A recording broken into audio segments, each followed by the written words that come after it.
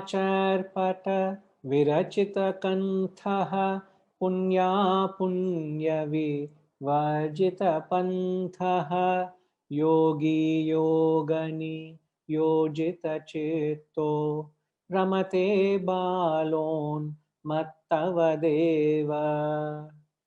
Rathyaacharpata virachita kantha punya punyavi varjita pantha yogi yogani yojita citto ramate balon mattavadeva.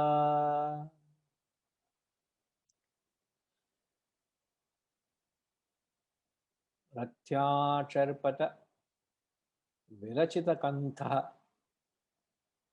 a sage who wears a godhari, a patched shawl made of street rags. Rathyaacharpata virachita kantaha punya apunya vivarjita pantaha, whose path is beyond merit and demerit. Very much in context to what we said. Beyond merit and demerit.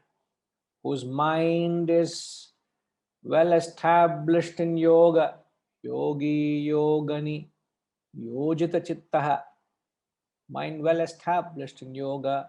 Ramate balon mattavadeva. Ramate means reveling. He revels in what? In that God consciousness. Just like a child, just like a madman. Balon, balaha, unmattavat. Unmattavat means a madman. Balavat means a child, like a madman. Don't go about calling spiritual people as mad fellows. He only says like a madman. Hey, this fellow behaves very childishly, you know. Don't go about saying spiritual people are childish people. They are childlike. There's a different being. Thank you, Ma. There's a different being childlike and being childish. Isn't it, Hirenji? Is there a difference? My English is a little poor. Please clarify, sir. Grammar is very, very poor. Well, I am on the same boat actually.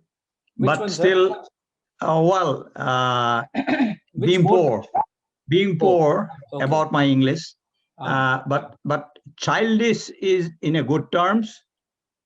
You very innocent like a child.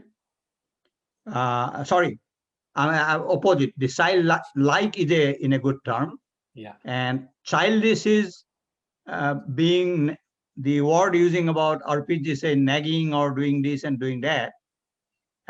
Sorry, I took the advantage of you teasing him, and he's a nice fellow, so I don't mind teasing him. I disagree there. How do you say that? I strongly disagree to that. About using the word nagging, or no, you said he's a good fellow. I disagree to that. Okay, I'll leave it to your interpretation. Please, I don't know him. I'm being factual. I also don't know him, but there's enough evidence out there to come to right conclusions. Okay, so basically, please don't unmute RPG, because we don't want to give a chance for him to. No justification required here. It's all sealed. Okay. Yes. So basically, childlike is a good term. Yeah. And childless is in a negative connotation. It's immature. When somebody behaves in a childishly, you're not living up to the image or potential or what you are to be. You're behaving childishly. But a spiritual man is not childish, but childlike. Okay. Correct. Right. So that's the comparison. The Shastras have often referred that. So now the verse, if you follow the thought flow, which is difficult to follow because we had a long gap from the text, because we have explored the concept rightfully so. In the 20th verse, he gives us the path. Remember what the 20th verse said? Bhagavad Gita kinchita dhita Ganga jalalava kanika pita. He said, he who has studied the Gita even a little, drunk a drop of Ganges, or worshipped Murari at least once. This was, he said, such a person has no contention with the Lord of Death. That was in the 20th verse. The 20th verse gave us the path to salvation. The 21st verse gives us the consequences if you don't follow the path. If you don't perform karma, bhakti, jnanam, you will be subjected to the cycle of birth and death. Now, the 22nd verse gives us what happens if you follow what was advised in the 20th verse. What happens here? The verse is titled The Path to Liberation. This man is well and truly on his way to spiritual unfoldment. Now, he describes it very beautifully. Firstly, he says, this man, this sage, wears a shawl made of street rags. So, at the physical, at the material level, he is quite content. It conveys his mental attitude where he is happy and contented with very little. So, which defines the principle which a man of service and sacrifice abides by. And the principle a man of service and sacrifice lives by is maximum work, minimum benefit, minimum returns, minimum profit. This is the maxim you got to inculcate, you got to work with. As just we learned, what is that spirit you work with? What is the motive you try to inculcate or inject in every course of action? The sattvic motive is maximum work, minimum profit. He is living on the barest minimum. Now, it is not quantum, but it is only poetic description. As we said, the sattvic people eat the remnants of sacrifice, wearing shawl made of street rags. This is precisely the reason why a Hindu worships a cow or a bull, isn't it? Rajiv ji, do you know why a Hindu worships a cow or a bull?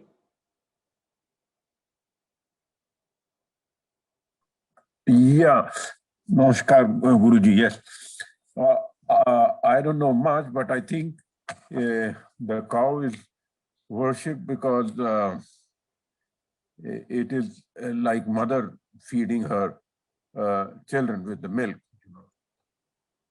That is the simple understanding that I have. There might be more to it. Yes, and a bull.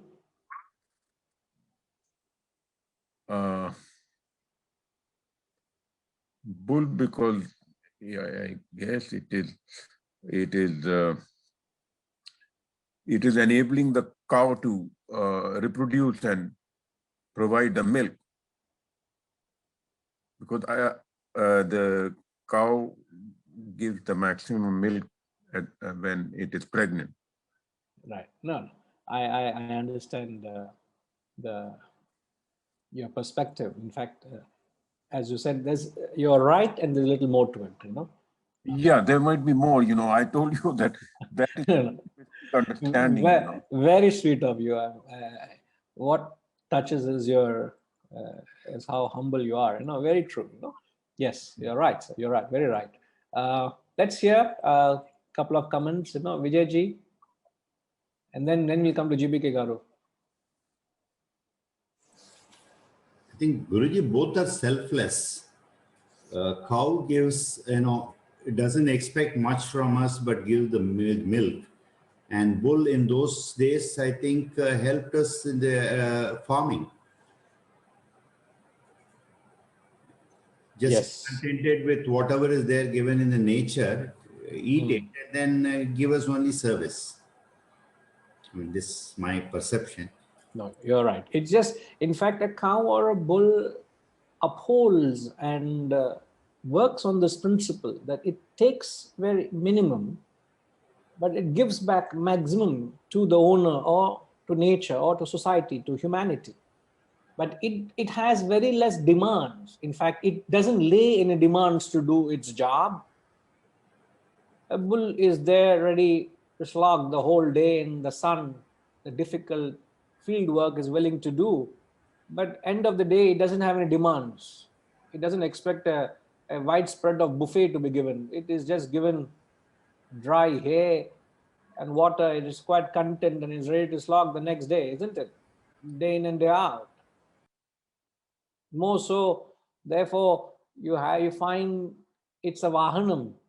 Jibikara Garu, the bull is a vahanam for whom, sir?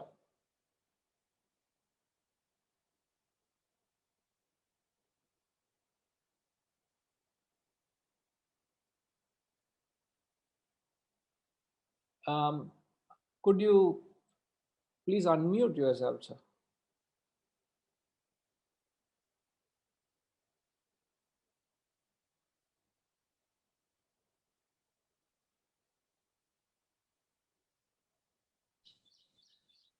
Vahana, that is a Shiva, Lord Shiva. So why does Lord Shiva himself use a bull as a... Yeah. He is a Pasupatinath. He is a Pasupatinath. Means Adhikara Lingam. As long you are in the five senses, you are Pasu. You are Pasu.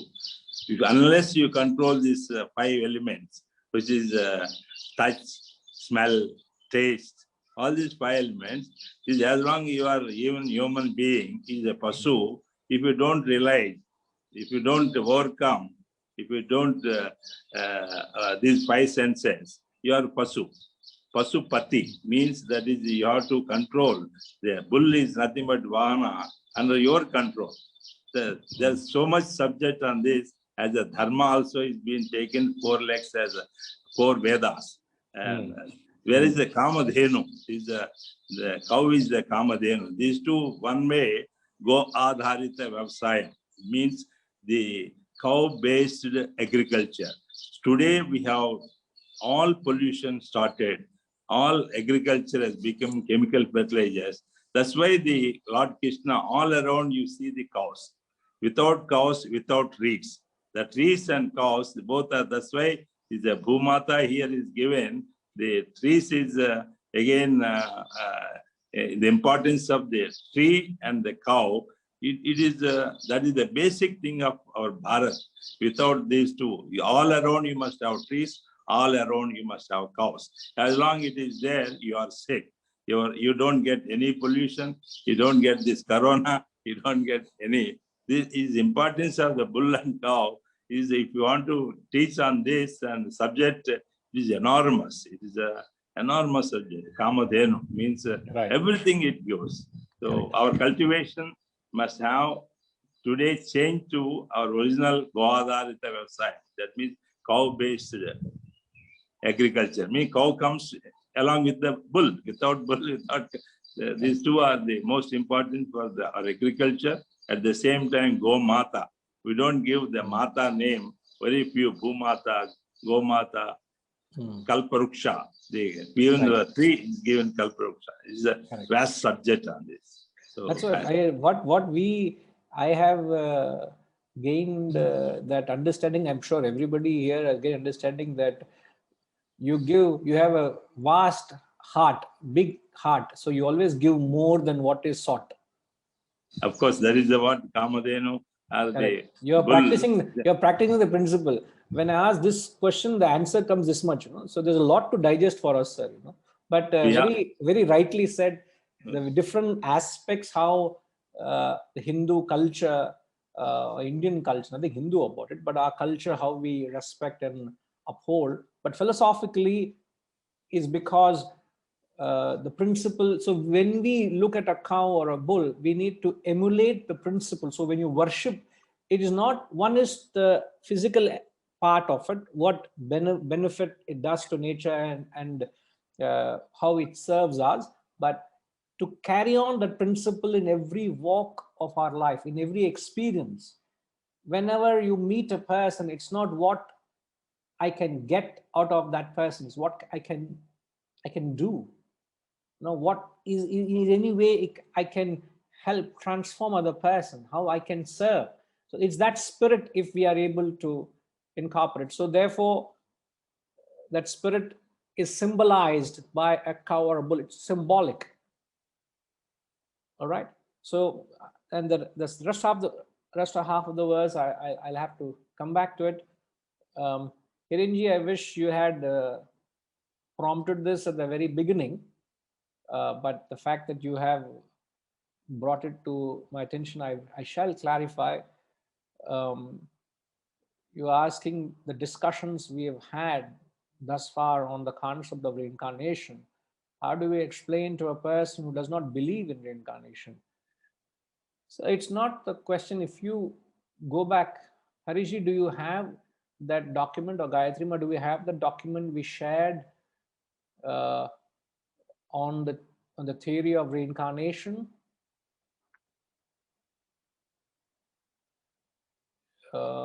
This was, I think, 3-4 weeks ago. It was shared. Hiranjit, do you have on Kenopanishad? Amma, why are you talking of Kenopanishad? We are talking of Bhajagovindam here. We spoke, when we started explaining the 21st verse, we shared a document on the theory of reincarnation. And we mentioned about the law of indestructibility of matter and the law of conservation of energy. And I've explained the concept in a structured way, gave the thought flow. Hiranji, if it can't be shared right away, it will be shared with you after the session. So that is not operating on whether you believe in reincarnation. We went by the science and the law which conveys that the energy in the form of vasanas and desires can't disappear into nothing. When a person dies, there are a lot of unfulfilled vasanas and desires. They can't disappear because they are potent form of energy. So there is a certain loss of energy at death, and there is a certain gain of energy at birth. So I remember we mentioned it very clearly that these great masters in the past, they examined this process of life, which is there is death and birth, this constant chain of progression, this process of life that's going on. They just try to audit the accounts of life by connecting the unaccountable loss of vasanas at death and the unaccountable gain of vasanas at birth. So there is this vasanas that's disappearing and suddenly appearing. And going by the law, nothing can appear or disappear without any cause behind it. So being logical and putting this principles into this unknown area of reincarnation, they gave perhaps a logical conclusion, a logical understanding based on the law of causation, which is the law of karma, the law of cause and effect. So that document actually gave an insight into what are the reasoning behind a fair conclusion we could have that most likely there is a continuity. Death is not the ultimatum, it's not the end. But again, you can't go on hypothesis, on beliefs, or what your presumptions are. It's all pure logical conclusion. But it can't be proven. I remember Hariji brought out a beautiful concept. What was that, Hariji? You brought out a difference about I remember you said something very beautifully. Yep. I said that it can't be proven.